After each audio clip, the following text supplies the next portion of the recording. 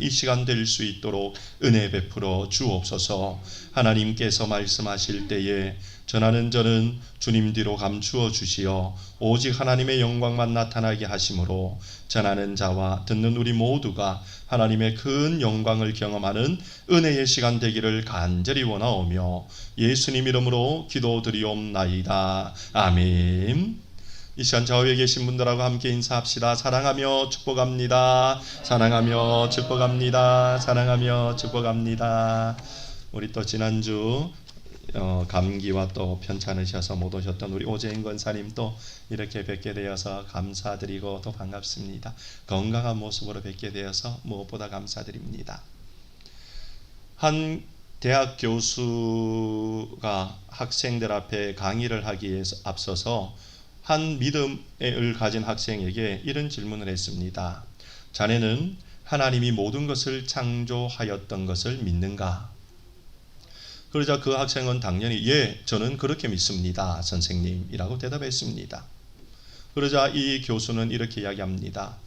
하나님이 모든 것을 창조하셨다면 그러면 이 세상에 악이 존재하는데 그러면 그 악도 하나님이 창조하셨다는 말이겠네. 우리가 살다 보면 수많은 사고와 사건들과 어려움들을 보며 악행들을 보며 우리는 분노하지 않는가? 모든 법칙 중에 한 가지 중요한 법칙은 열매를 보면 그 나무를 안다는 말이 있듯이 악의 존재를 보게 되면 그 악의 근본 출발인 사람이 있다는 걸 알게 되는데 악의 존재를 보면 그러면 악도 하나님이 창조하셨다는 말이니 하나님은 선하신 분이 아니라 악한 분이라는 결론을 맺게 되는 것이네 라고 이야기를 했습니다. 그리고 이 교수는 그 믿음이 있는 학생에게 자기가 믿고 있는 무신론이 더 진리라는 것을 분명하게 증명하였다는 마음에 뿌듯하게 서 있었습니다. 그때 그 학생들 중에 한 학생이 손을 들고 이야기합니다. 교수님, 질문이 있습니다. 그래, 뭔가? 교수님은 추위가 존재한다고 생각하십니까? 그 학생 주위에 있는 아이들이 낄낄낄 웃습니다. 저게 무슨 질문이야? 교수님이 이야기합니다. 당연히 존재하지. 틀렸습니다, 교수님.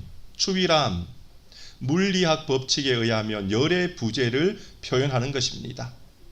열이 없어서 우리들이 춥다고 느끼는 것을 표현하기 위하여 우리는 그것을 추위라는 단어를 선택했을 뿐이지 사실 추위란 열의 부재일 뿐이지 실제로 존재하지 않는 것입니다. 라고 이야기했습니다. 그리고 이야기합니다. 교수님, 한 가지 더 질문이 있습니다. 교수님은 어두움이 존재한다고 생각하십니까?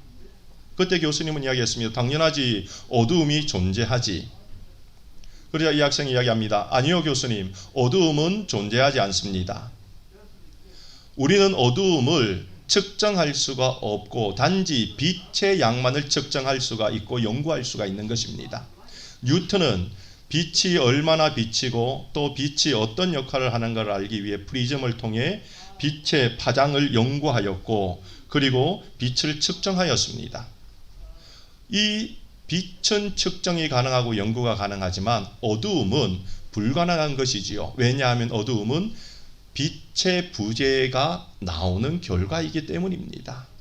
그래서 빛이 없는 곳을 우리는 표현하기 위해 어두움이라는 단어를 썼을 뿐이지 실제로 어두움은 존재하지 않는 것입니다. 이제 전체 교실 분위기가 조금 무거워졌습니다. 이 학생이 다시 손을 들고 이야기합니다. 교수님, 마지막 질문이 있습니다. 그래, 뭔가? 교수님은 악이 존재한다고 생각하십니까?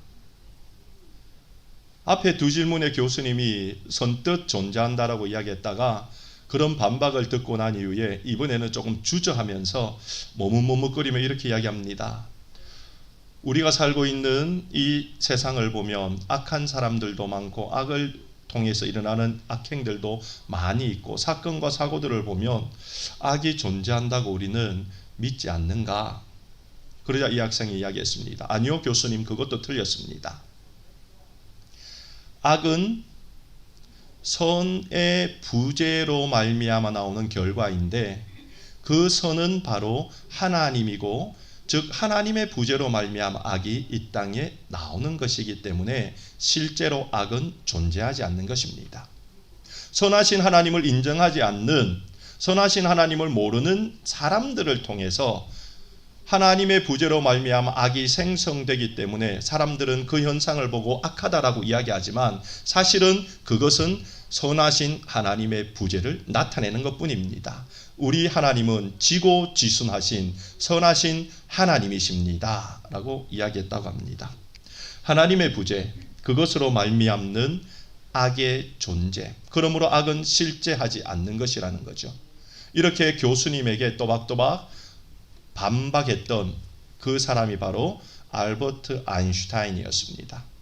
아인슈타인은 믿음의 사람으로서 하나님의 선하심을 늘 경험하고 그 선하심을 나타내는 믿음의 학자였지요.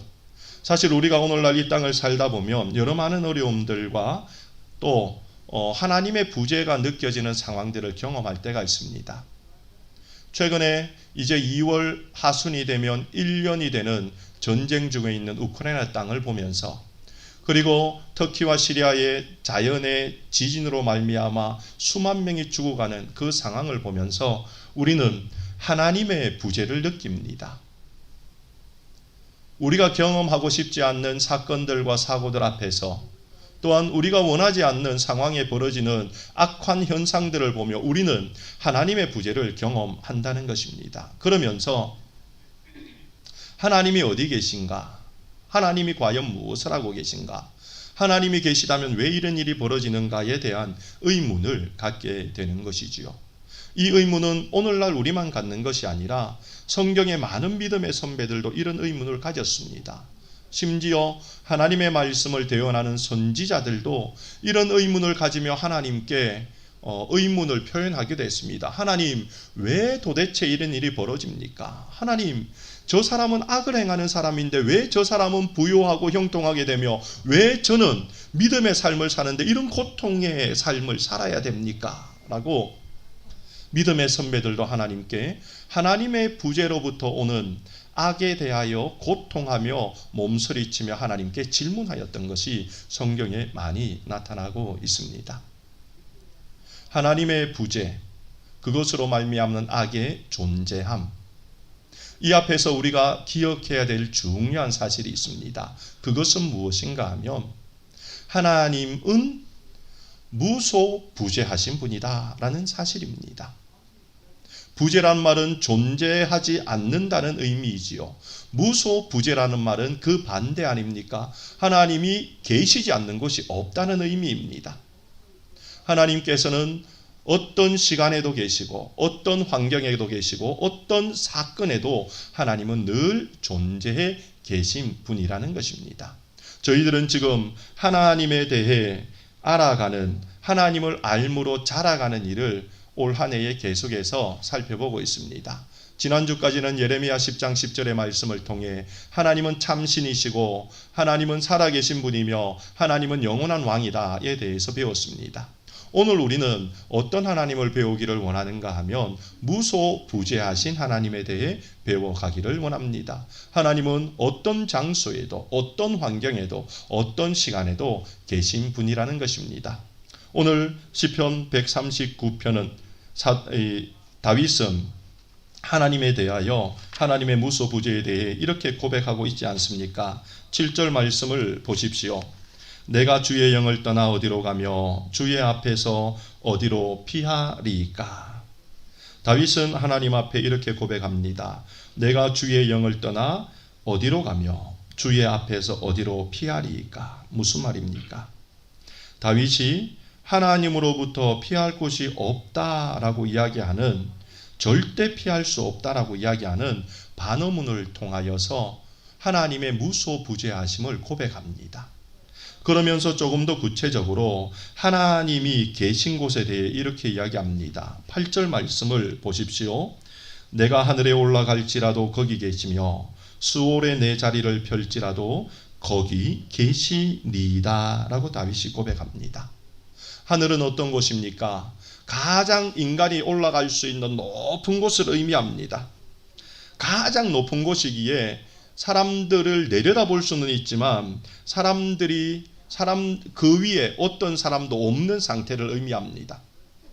아무도 보지 않는 상태와 같이 느껴지는 곳이라는 것입니다. 그런데 거기서도 하나님이 계시다라고 이야기합니다. 가장 높은 그 장소에도 하나님이 그 장소에 계시다는 것입니다. 또한 다윗은 고백합니다. 스올에 내 자리를 펼지라도 라고 이야기합니다. 스올이 무엇입니까? 다른 말로 지옥입니다.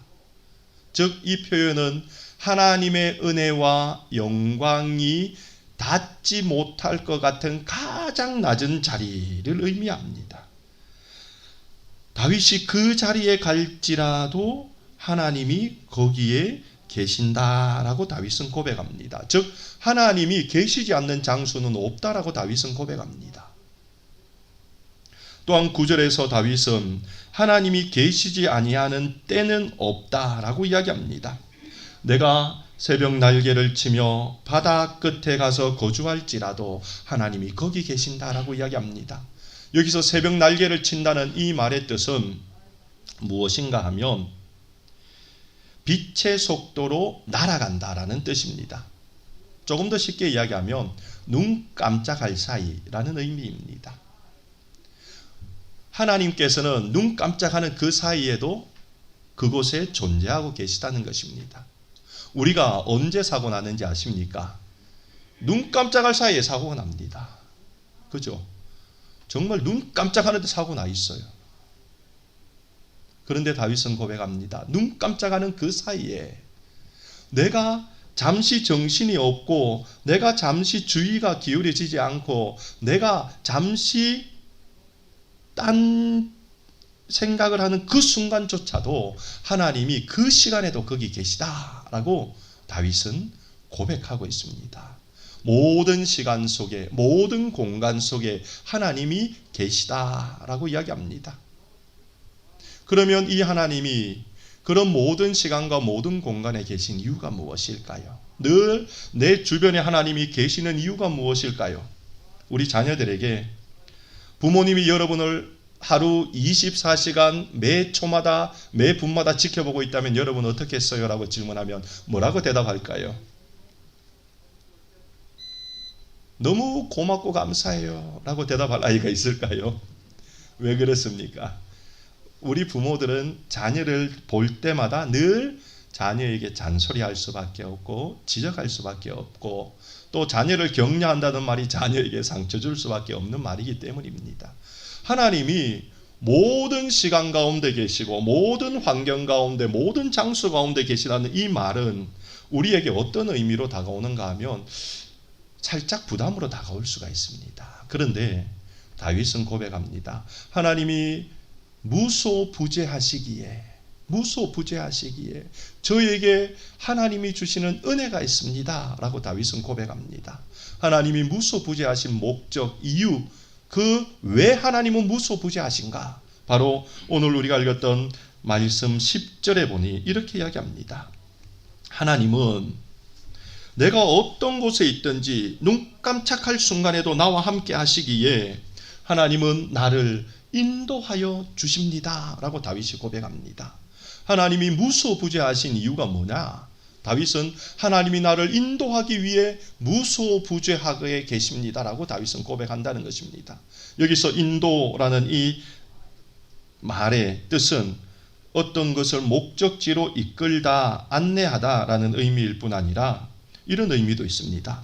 도움을 받을 수 없는 자들을 친절하게 대하여서 원하는 장소로 데리고 가다라는 의미도 가지고 있습니다. 다윗은 하나님이 모든 곳에 계시고 눈 깜짝할 사이에도 그와 함께 계신데 그 이유는 하나님 앞에 다윗이 죄를 지어서 인도함을 받을 수 없는 상황에도 하나님이 친절하게 그를 바른 길로 데려가게 하기 위해서 그의 곁에 계시다라고 고백하며 감사하고 있다는 것입니다. 부모님들처럼 잔소리하려고 부모님들처럼 잘못을 지적하려고 하나님이 우리를 늘 보고 계시고 늘 우리 곁에 계신 게 아니라 우리를 바른 길로 데려가기 위해서 너 그렇게 가면 안 돼, 이 길로 가야 돼 라고 이야기하기를 원해서 하나님은 늘 우리 곁에서 내 손을 잡고 바른 길로 데려가고 계시다는 것입니다. 또한 무소부재하신 하나님의 목적 이유가 무엇인가에 대해 다윗은 붙드시기 위함이다 라고 고백합니다. 붙드시기 위함이다. 어떤 사람들은 하나님이 손을 꼭 붙들고 이 길로 가자라고 인도해도 버티는 사람들이 있습니다. 왜냐하면 자기 생각과 하나님의 계획이 달라 보이기 때문이죠. 하나님이 그 사람을 친절하게 대하며 아무리 좋은 말을 해도 그 사람이 듣지 않고 그냥 버티는 사람이 있습니다. 잘못된 그 길에서 말이죠. 그러면 하나님이 그 사람을 외면하는가? 아니지요. 하나님은 무소부재하신 분이기 때문에 그 사람이 범죄의 길에 서 있어도 하나님은 그 사람의 믿음이 떨어지지 않기 위해 그 사람을 붙들어 주신다라고 약속하십니다. 그 사람이 흔들리지 않도록 강한 손으로 그 사람을 붙잡아 주시기 위해 하나님은 무소부재하신 분이다 라고 다윗은 고백하고 있다는 것입니다. 그런데요, 여기서 붙든다는 말에 히브리어 단어가 참 특이한 단어가 쓰고 있습니다. 그 단어의 뜻은 뭐냐 하면 체포한다 라는 말, 체포한다. 한번 생각해 봅시다. 범죄한 사람이 있는데요, 그 사람이 죄를 짓고 도망가는데 경찰이 그 사람을 잡았어요. 그 사람을 잡고 난 이후에 그 사람을 좀 이렇게 잡기는 잡았는데 느슨하게 놔두면 어떤 일이 벌어질까요? 그 사람이 또 도망가지요. 체포하기 위해서는 그 사람을 꽁꽁 묶어서 움직이지 못하도록, 도망가지 못하도록 만들어야 된다는 거고요. 체포한다는 말은 꽉 붙든다는 의미입니다. 흔들리지 않게 한다는 의미입니다. 하나님께서는 무소부재하신 분이신데 왜 무소부재하냐 하면 하나님의 백성들이 믿음에서 떨어지는 자리에서 있을지라도 그 자리에도 하나님이 함께 계셔서 그 사람을 꽉 붙들어 주셔서 넘어지지 않고 믿음에서 떨어지지 않고 흔들리지 않게 하기 위해 하나님은 그 사람을 붙들려고 무소부재하신 분이다 라고 다윗이 고백하고 있다는 것입니다. 사랑하는 성도 여러분, 하나님은 우리를 잘 달래어서 하나님이 기뻐하는 길로 인도하기 위해 무소부재함으로 우리 가운데 계시고, 혹 하나님의 인도함을 받지 않고 그냥 땡깡 부린다고 이야기하죠. 땡깡 부리는 마음으로 버티고 있는 그 상황 속에서 하나님은 믿음이 떨어지지 않게 하기 위해 그 사람을 꼭 붙들기 위해 무소부재하심으로 우리 가운데 계시다는 것입니다. 세 번째, 하나님이 무소부재하신 이유가 무엇이라고 이야기하는가 하면 12절 말씀에 우리에게 이렇게 이야기하는데요. 12절 말씀을 보기 전에 우리가 이 붙들어 주시는 하나님, 이 하나님에 대해 조금 더 생각해 보면요, 이 하나님이 우리를 붙들어 주기 때문에 세상의 어떤 피조물도 우리를 하나님으로부터 떼어갈 수 없다라고 이야기합니다. 사도 바울은 로마서 8장 31절에서 39절의 유명한 하나님의 사랑을 우리에게 말씀하지 않습니까? 그 내용 가운데 짧은 내용만 한번 보면요, 이렇게 되어 있습니다. 31절에 하나님이 우리를 위하시면 누가 우리를 대적하리요? 하나님이 나를 붙들어주면 나를 대적할 수 있는 것이 아무것도 없다는 것입니다. 그러면서 하나님이 나를 붙들기 때문에 세상에 있는 어떤 피조물이라도 우리를 우리 주 예수 그리스도 안에 있는 하나님의 사랑에서 끊을 수 없으리라 라고 말씀합니다. 왜요? 하나님이 우리를 붙들어주고 있기 때문에, 하나님이 우리를 붙들기 위해 무소부재하신 분으로 계시기 때문에 우리는 염려할 것이 없고 걱정할 것이 없다는 것입니다. 왜요? 어떤 시간 속에서도, 어떤 환경 속에서도, 어떤 장소에서도 하나님이 나와 함께하기 때문입니다. 계속해서 다윗은 하나님의 무소부재하심이 우리에게 주시는 목적과 은혜가 무엇인가에 대해 12절에 이렇게 이야기합니다. 이렇게 하나님이 인도하여도, 하나님의 인도함을 받지 않고 버티고 있는 자를 하나님이 붙들어 주어도 우리의 삶에는 언제나 흑암이 다가오게 된다는 것입니다. 그런 흑암이 다가옴에도 불구하고 하나님은 무소부재하시기에 흑암이 우리에게 다가올 때 빛을 비추어서 흑암을 물리치는 분이다라고 말씀합니다. 하나님이 빛을 비추어 주셔서 그 인생의 흑암을 물리치어 구원하시겠다라고 약속하고 있다는 것입니다. 사랑하는 성도 여러분, 무소부재하신 하나님, 나를 인도하기 위해, 붙들기 위해, 빛을 비추어서 흑암에서 나를 구원하기 위해 늘 내 주변에 계신 하나님을 보며 여러분은 어떤 하나님을 느끼십니까? 무소부재하신 그 하나님의 모든 이런 모습들은 우리를 향한 구구절절한 하나님의 사랑을 우리에게 보여주고 있다는 것입니다.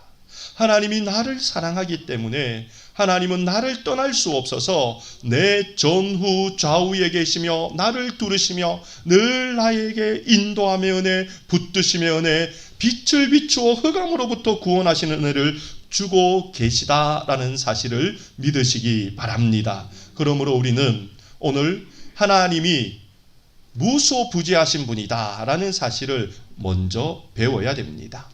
그런데 이 지식만으로는 부족하다라고 말씀을 드렸습니다. 지식만 갖고 있는 것은 그냥 수레의 바퀴 하나만을 완성하는 겁니다. 이것만을 가지고는 우리가 작은 예수로 자라갈 수가 없습니다. 왜냐하면 이 지식만 가지고 있으면 아무리 달리려고 해도 어떻게 되죠? 그냥 한 자리에서 뱅뱅뱅 돌기만 합니다.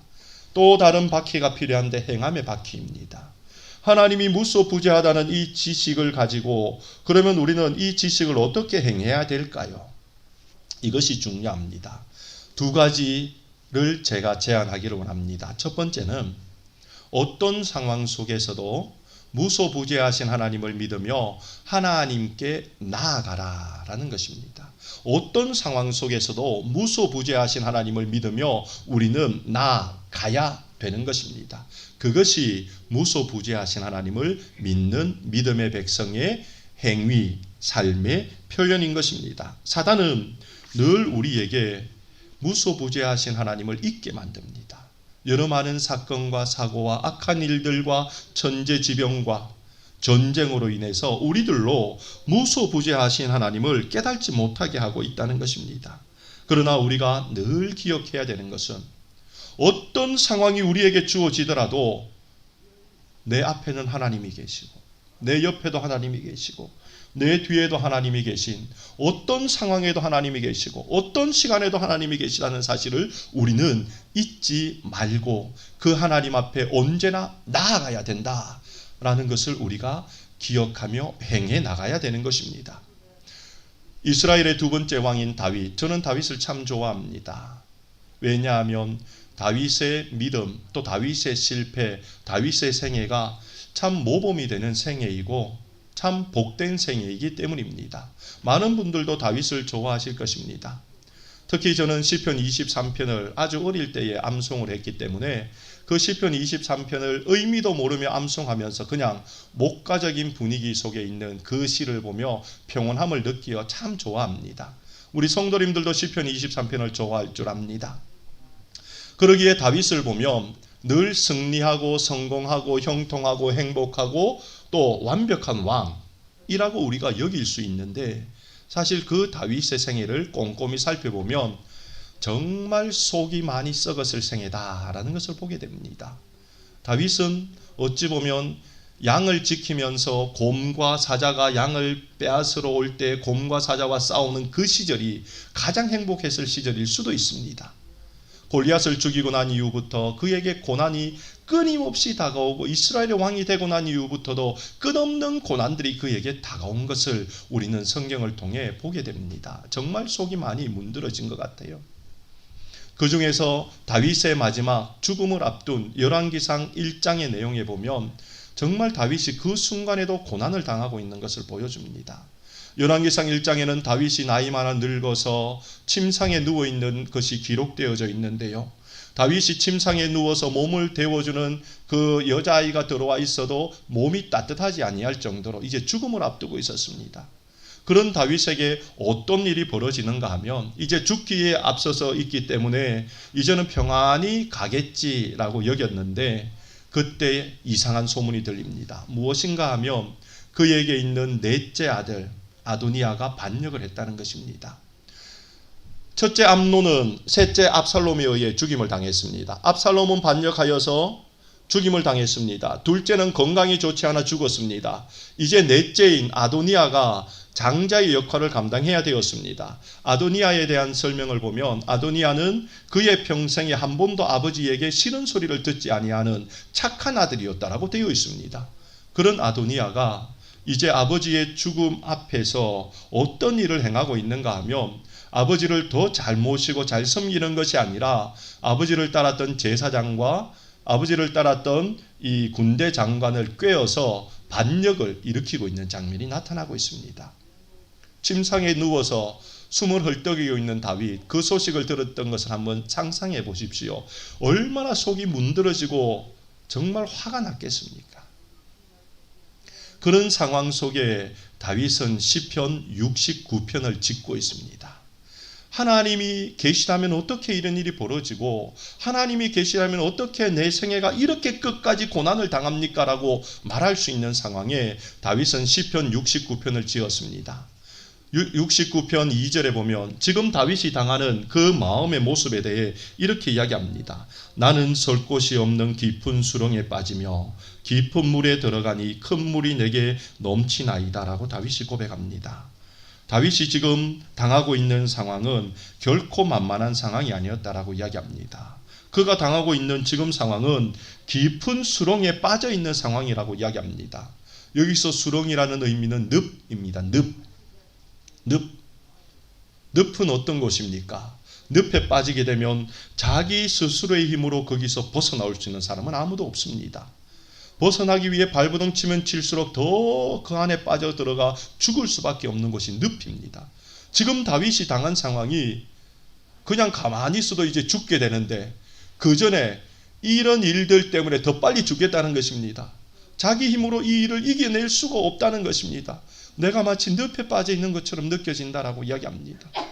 또한 다윗은 깊은 물에 빠진 것처럼 느껴진다라고 이야기합니다. 물은 어떤 곳입니까? 생명을 빼앗는 곳입니다. 물고기들은 물에서 살 수 있지만 인간은 물에서 죽을 수밖에 없습니다. 깊은 물에 빠져 있다. 그냥 얕은 물이 아닙니다. 죽을 수 있는 물에 다윗이 빠져 있다라고 이야기합니다. 하나님의 부재가 느껴질 수밖에 없는 상황이라는 것입니다. 하나님의 부재가 느껴지는 이 상황에 다윗은 어떻게 행동하고 있을까요? 시편 69편 13절에 다윗은 이렇게 이야기합니다. 여호와여, 나를 반기시는 때에 내가 주께 기도하오니 라고 이야기합니다. 하나님의 부재처럼 느껴지는 넷째 아들의 반역의 순간, 그리고 자기가 목숨이 더 짧아진 것을 느끼는 그 순간, 다윗은 그때가 어떤 때라고 고백하는가 하면 하나님의 부재의 때라고 이야기하는 게 아니라 하나님이 그를 반기시는 때라고 이야기합니다. 하나님이 그를 반기시는 때라고 이야기합니다. 다윗이 나이가 너무 많아서 잠시 정신이 혼란스러웠는가 생각할 수도 있지요. 하나님이 없는 것처럼 느껴지는 이때, 하나님께서 개입하지 않는 것처럼 느껴지는 이때, 사랑하는 넷째 아들이 반역을 일으켜서 자신을 죽이려고 하는 이때, 일어서서 그 아들을 대항할 수도 없는 힘조차 없는 이때에 다윗은 이야기합니다. 하나님이 나를 반기고 계시군요 라고 고백합니다. 그러면서 다윗은 고백합니다. 그러기에 내가 하나님의 부재가 느껴지는 이때에 하나님께 기도합니다. 하나님께 나아갑니다 라고 고백하고 있다는 것입니다.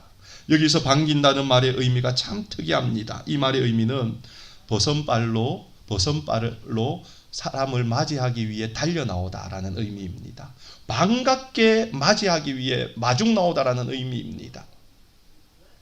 하나님의 부재가 느껴져서 이제 죽을 수밖에 없는 것 같아 라고 고백하는 다윗이 그때가 어떤 때냐 하면 하나님이 버선발로 달려나와 자기를 반겨주고 있는 때라고 다윗은 고백하며 내가 그때에 하나님께 기도합니다 라고 고백하고 있다는 것입니다. 사랑하는 성도 여러분, 다윗이 어떻게 이럴 수 있었습니까? 하나님의 무소부재를 다윗은 깨닫고 있었기 때문에 어떤 어려움이 그에게 다가오는 순간 속에서도, 어떤 흑암이 그를 짓누르는 순간 속에서도 다윗은 이때가 하나님이 나를 반기는 때구나 라고 고백하며 하나님께 달려나아가 기도하고 있다는 것입니다. 이것이 우리가 무소부재하신 하나님을 믿는다면 행해 나가야 되는 믿음의 삶의 자세라는 것입니다. 사랑하는 성도 여러분, 어떤 어려움과 어떤 위기와 어떤 상황 속에서도 어떤 시간 속에서도 하나님이 늘 무소부재한다는 것을 믿는다면 우리는 하나님이 이때 나를 반기구나라고 생각하며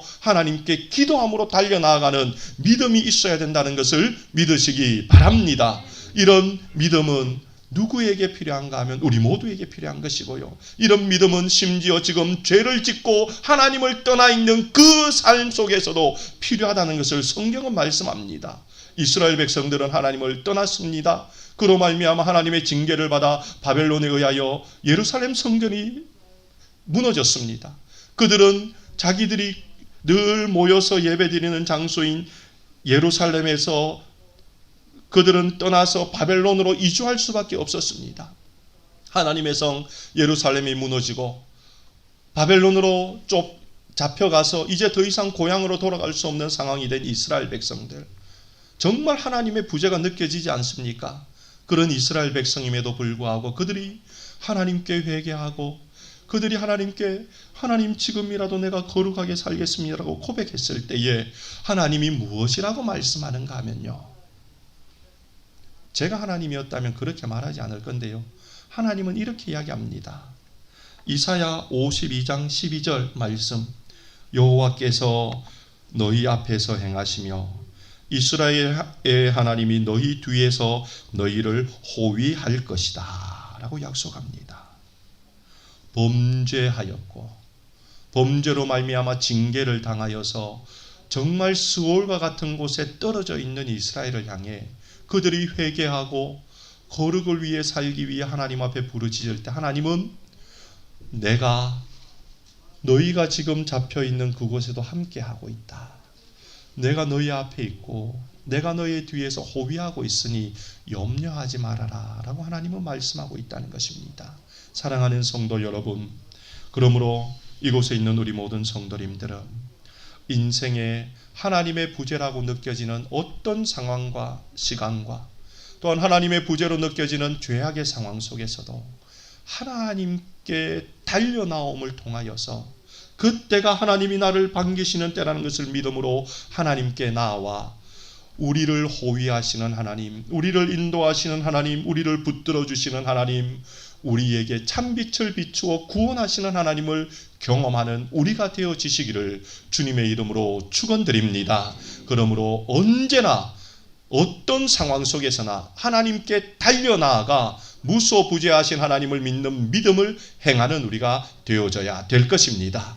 두 번째, 무소부재하신 하나님을 안다면 우리가 행해 나가야 되는 두 번째 모습은 무엇인가 하면 하나님이 언제나 보고 듣고 있다는 것을 기억하며 하나님 앞에서 행하고 말하라는 것입니다.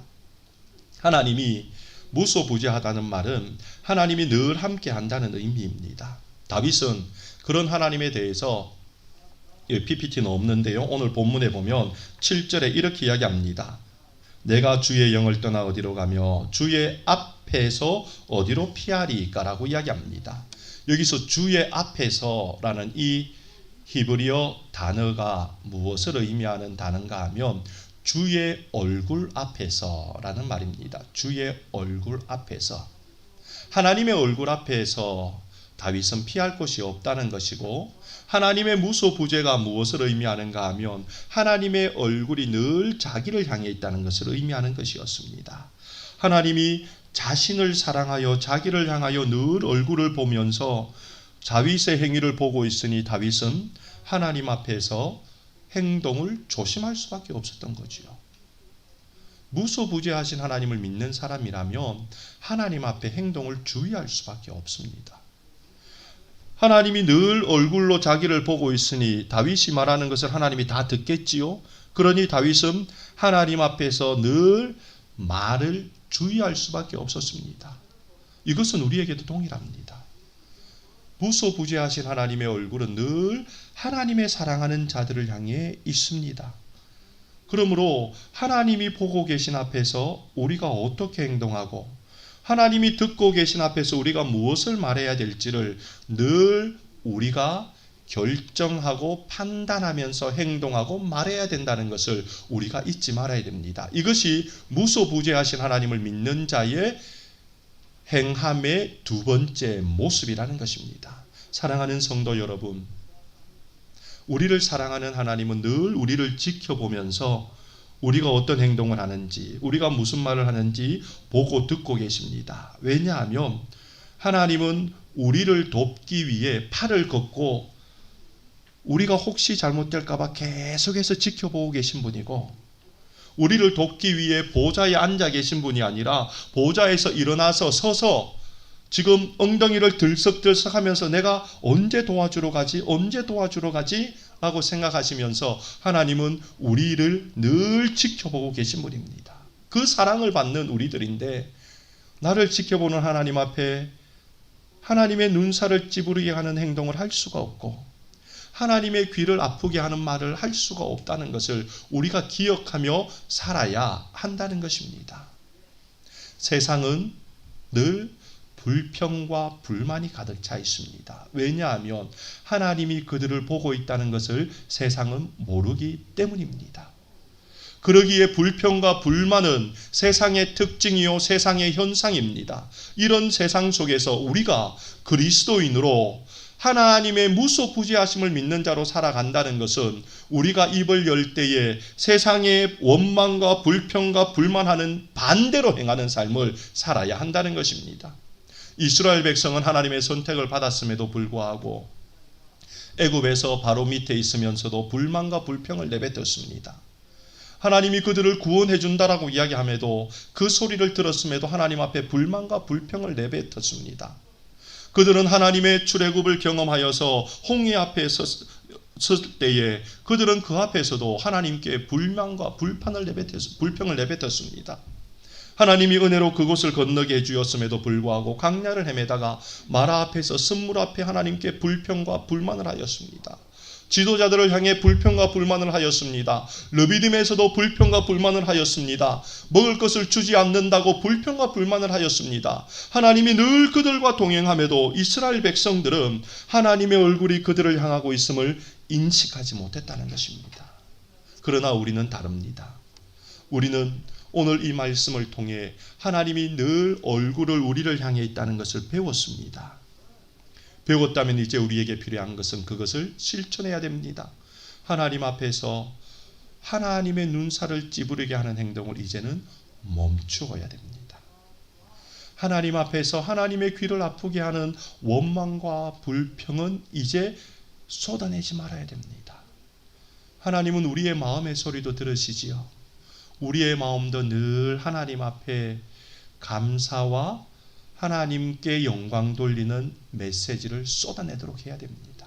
우리의 입을 열어 감사의 메시지, 우리의 입을 열어 감격의 메시지, 우리의 입을 열어 찬양의 메시지, 우리의 입을 열어 격려의 메시지, 우리의 입을 열어 남을 돕고 세우는 메시지를 할 때에 우리를 향한 하나님의 얼굴이 환하게 빛날 것입니다. 왜요? 하나님은 늘 우리를 보고 계신 무소부재하신 하나님이기 때문이라는 것입니다. 사랑하는 성도 여러분, 오늘 우리는 무소부재하신 하나님에 대해 배웠습니다. 그 하나님은 늘 어떤 시간 속에서도 어떤 공간 속에서도 어떤 환경 속에서도 우리와 함께 하신 분이십니다. 그 하나님에 대한 지식을 가지고 있다면 하나님의 부재라고 느껴지는 순간이 우리에게 다가올 때에 그때가 하나님이 나를 반겨주시는 때임을 기억하며 하나님께 기도하며 나아가야 됩니다.